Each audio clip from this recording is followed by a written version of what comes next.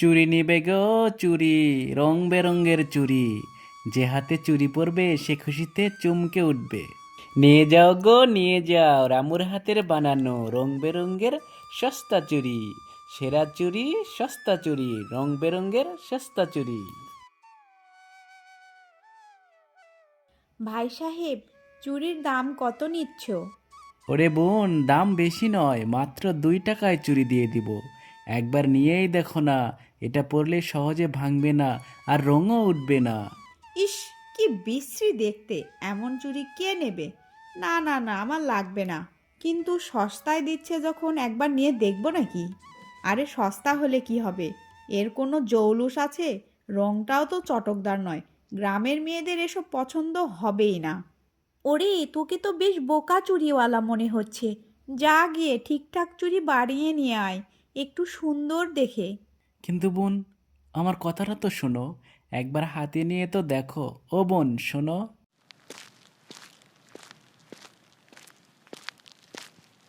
এখন আমি কি করব? এরা দুজন তো আমার চুরির অপমান করে চলে গেল। আমার কাছে তো এত টাকাও নেই যে নতুন করে অন্য ডিজাইনের চুড়ি বানাবো। চল রামু, সামনে গিয়ে দেখি, হয়তো কেউ কিনবে।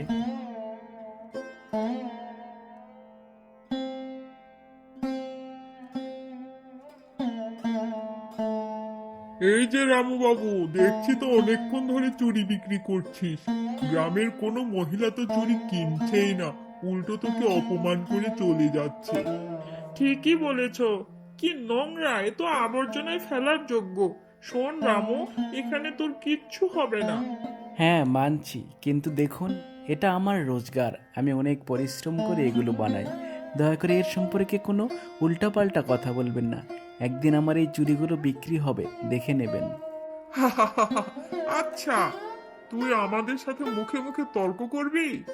আমাদের কথার উত্তর দিবি? দাঁড়া, তোকে আমি এক্ষুনি মজা দেখাচ্ছি, দাঁড়া। হ্যাঁ, এ কি করলে তুমি? ওরে এ কি করলে? আমার সব চুড়ি ভেঙে দিলে। এখন আমি কি করব? আমার সব পুঁজি নষ্ট হয়ে গেল। তুমি কেন এমন করলে ভাই? তুই খুব অহংকারী দেখাচ্ছিলি, তাই না? আজ তোর অহংকার ভাঙলাম। এখন দেখ, তোর এই ভাঙা চুরি কেউ কানা করিতেও কিনবে না। চল ভাই, এখান থেকে চলে যাই।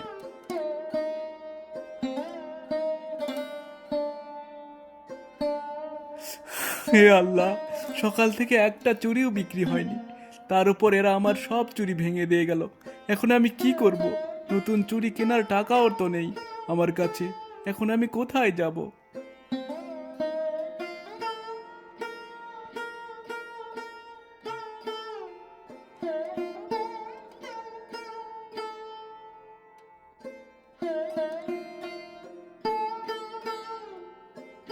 অনেক হয়েছে, আর না। এই দারিদ্র্যের মধ্যে আমি তোকে আর বাঁচতে দেব না।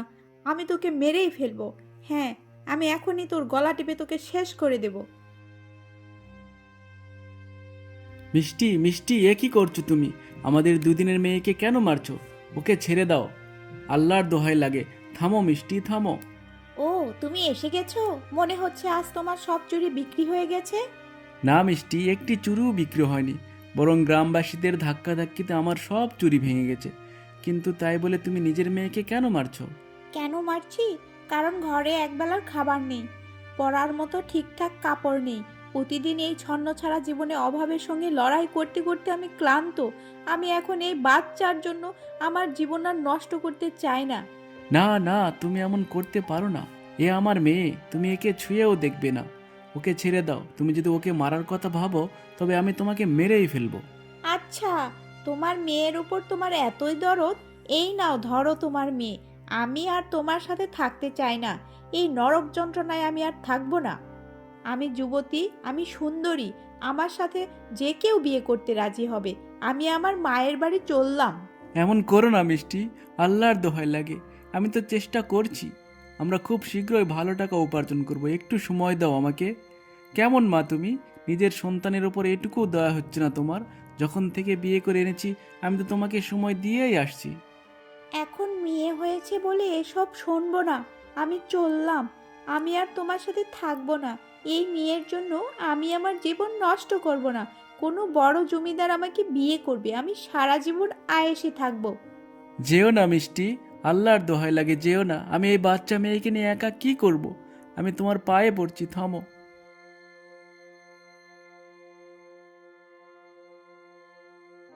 হে আল্লাহ, হে আমার কেমন ভাগ্য, আমার স্ত্রীও আমাকে ছেড়ে চলে গেল, আমার সব চুরিও ভেঙে গেল, পকেটে একটা টাকাও নেই, আর এখন আমার কাছে সম্বল শুধু এই 2 দিনের মেয়েটা।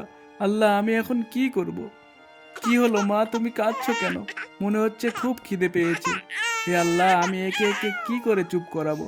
এর মা তো চলে গেল, ঘরে এক ফোঁটা দুধও নেই, টাকাও নেই। যাই বাইরে কারোর কাছ থেকে যদি একটি সাহায্য পাওয়া যায়। দয়া করুন, আমার মেয়েটা খুব ক্ষুধার্ত, কারোর কাছে কি একটু দুধ হবে? আরে বাবু, আমার কাছে দুধ নেই। আর হ্যাঁ, আমি তোর বউকে যেতে দেখেছি, মনে হচ্ছে সেও তোকে ছেড়ে পালিয়েছে, তাই না? আরে বেচারা, এখন এই 2 দিনের মেয়েকে নিয়ে ভিক্ষে করছে। বউ ছেড়ে পালাবে না তো কি করবে? যে পুরুষ বউয়ের সামান্য প্রয়োজন মেটাতে পারে না, তার সাথে কে থাকবে? আল্লাহর দোহাই লাগে, একটু দয়া করুন, আমার মেয়েটা খিদের জ্বালায় কাঁদছে, কেউ একটু দুধ দিন, দয়া করে দিন। এই ভাই, যা তো এখান থেকে। আমাদের নিজেদের কি সন্তান নেই নাকি? চল দূর হ এখান থেকে। মধু বেটি, আজ একটু চিনি জল খেয়ে শুয়ে পড়, কাল আমি ঠিক কিছু একটা ব্যবস্থা করব।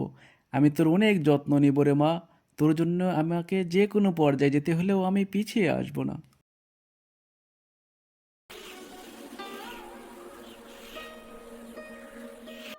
বাবা, আমি আর এই দারিদ্র্যের মধ্যে বাঁচতে পারছি না। আমার না আছে সৌন্দর্য, না আছে লম্বা চুল, না আছে পরার মতো ভালো কাপড়, না পাই পেট ভরে খাবার।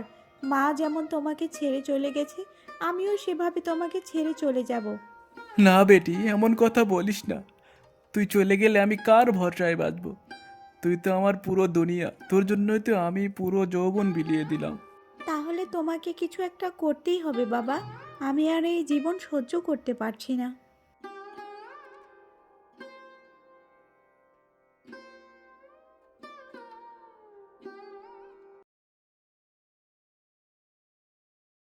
ওরে, এ আমি কি দেখছি? গাছে গাছে রং বেরঙের চুরির স্তূপ, সোনা রূপা আর হীরের মতো চকচক করছে সব। এগুলো বিক্রি করলে তো আমার ভাগ্য খুলে যাবে, আমি সত্যি ধনী হয়ে যাব। তোর কি এই চুড়িগুলো চাই রামু? কে? কে কথা বলছে? আমার নাম তুমি জানলে কি করে? সামনে এসো, আমাকে ভয় দেখিও না। ভয় পেও না, আমি এই চুড়ির রক্ষক। তুমি যদি চাও তবে এর থেকেও সুন্দর চুড়ি নিজে বানাতে পারো। এগুলো তো সামান্য ঝলক মাত্র। কি বলছো তুমি? আমি তো ঠিকঠাক চুড়িই বানাতে পারি না, গ্রামের কেউ আমার চুড়ি কেনে না, আমি কিভাবে এত সুন্দর চুড়ি বানাবো? তুমি এমন চুড়ি বানাবে যে পুরো গ্রামের মানুষ না চাইলেও তোমার চুড়ি পরতে বাধ্য হবে। সত্যি? আমাকে কি করতে হবে বলো? তার জন্য তোমাকে একটি গোপন মন্ত্র শিখতে হবে। চুড়ি বানানোর আবার মন্ত্র হয় নাকি? তুমি আমাকে বোকা বানাচ্ছ না তো? যদি এই মন্ত্র শেখো তবে তোমার দারিদ্র্য চিরতরে ঘুচে যাবে। আশেপাশের সব গ্রামের মানুষ তোমার চুরির দেওয়ানা হয়ে যাবে। কিন্তু ভেবে দেখো রামু, এর জন্য তোমাকে চড়া মূল্য দিতে হবে। আমি যে কোনো মূল্য দিতে প্রস্তুত। দারিদ্র্যের জন্য আমি অনেক কষ্ট সয়েছি, না খেয়ে মেয়েকে বড় করেছি, বউ আমাকে ছেড়ে গেছে, আজ মেয়েও চলে যেতে চাইছে। ধনী হওয়ার জন্য আমি যা খুশি করতে পারি। এই নে মন্ত্র, যখনই তুই চুড়ি বানাবি তারপর এটা বলিস, তোর সব ইচ্ছা পূরণ হবে। কিন্তু মনে রাখিস, এটা কেউ ভালোর জন্য ব্যবহার করে তো কেউ খারাপের জন্য। সব তোর হাতে। হ্যাঁ ঠিক আছে, আমি এটা ভালোর জন্যই ব্যবহার করব।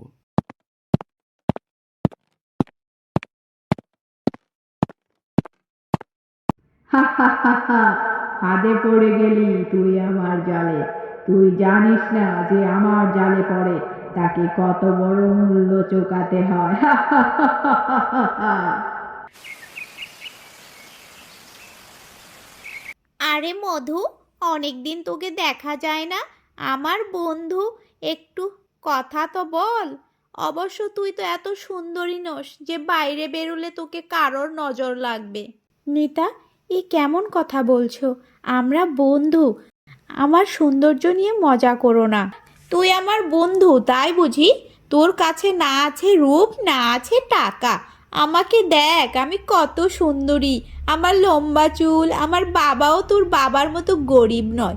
তোর জীবন দেখে আমার দয়া হয় রে। তুই এমন কেন বলিস? তুই প্রতি মুহূর্তে আমার দারিদ্র্য আর আমার চেহারা নিয়ে অপমান করিস। আমি তোর সাথে কথা বলতে চাই না। আমার বয়ে গেছে তোর সাথে কথা বলতে। পুরো গ্রাম কেউ তোর সাথে মিশতে চায় না, তাই আমি তোর সাথে কথা বলেছিলাম। এখন উল্টো আমারই বদনাম হচ্ছে। আমার সখীরা তোকে নিয়ে আমাকে খোঁটা দেয়। তাহলে আমার উপর দয়া দেখাচ্ছিলিস কেন? চলে যা এখান থেকে। ঠিক আছে, চললাম। ওরে, ওই অসুন্দর মুখ আমাকে আর কোনোদিন দেখাস না। ওরে মধু, কোথায় যাচ্ছিস? আমাদের জন্য একটু জল ভরে দিয়ে যা তো। আপনি কেমন কথা বলছেন? আমি আপনার বাড়ির জল কেন ভরবো? আপনি কি কখনো আমার বাড়ির কাজ করে দিয়েছেন? এত তেজ! যদি পরিশ্রম না করিস তোকে বিয়ে কে করবি? তোর বাবার তো পয়সা নেই, আর তোর মতো অসুন্দর মেয়েকে এই গ্রামের কেউ পছন্দ করবে না।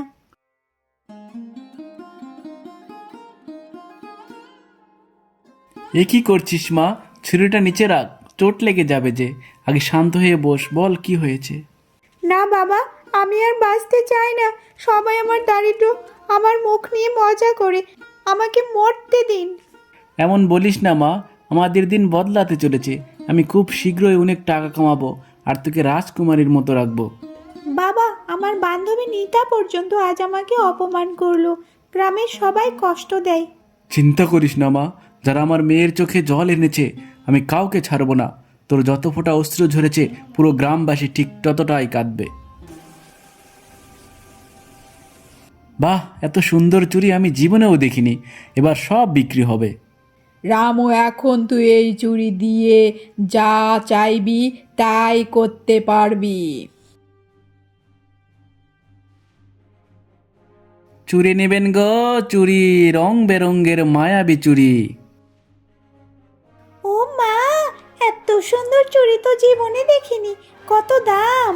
মাত্র 5 টাকায় 1 ডজন। আমাকে 5 ডজন দাও। আমি আমার মা আর বোনকেও দেব। তাড়াতাড়ি বের করো। আরে, এত তাড়াতাড়ি তো আমার চুড়ি কখনো বিক্রি হয়নি। আজ তো সত্যিই অলৌকিক কাণ্ড হলো।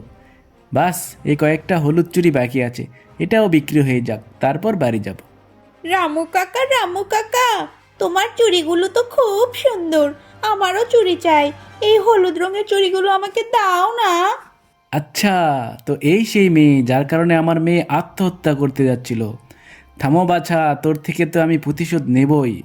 ঠিক আছে, ঠিক আছে, তুমি এই চুড়িগুলো নিতে চাও তো? হ্যাঁ রামু কাকা, আমি এগুলো নিতে চাই। এগুলো খুব সুন্দর। আমি এত সুন্দর চুড়ি কখনো দেখিনি। ঠিক আছে, দাঁড়াও, এখনই দিচ্ছি। এখন দেখি এই মন্ত্রের শক্তি কোথায় গিয়ে থামে।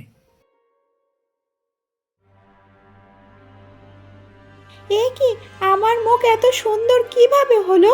আমি এত ফর্সা হলাম কিভাবে? আমি তো আগে কালো ছিলাম। এ কি করে সম্ভব?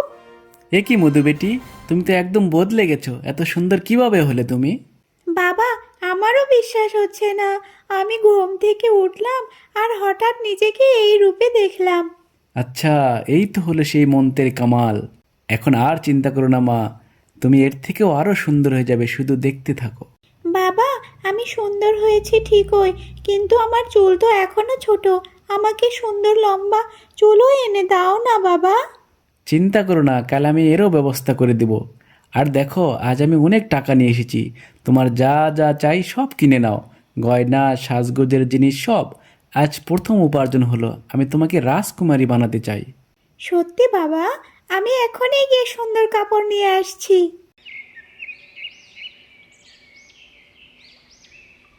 এ কি, আমার মুখ এত কালো আর কুৎসিত কিভাবে হলো?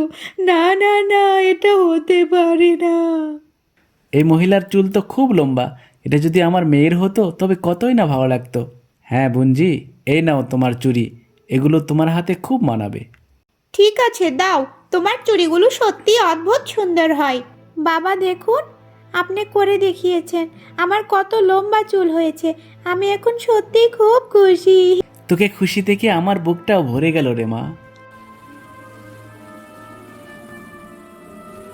আমাদের গ্রামের মেয়েদের সৌন্দর্য কেন হারিয়ে যাচ্ছে, আর রামুর মেয়ে দিন দিন এত রূপবতী হচ্ছে কিভাবে? হ্যাঁ ভাই, আমার নিতার রূপ চলে গেল।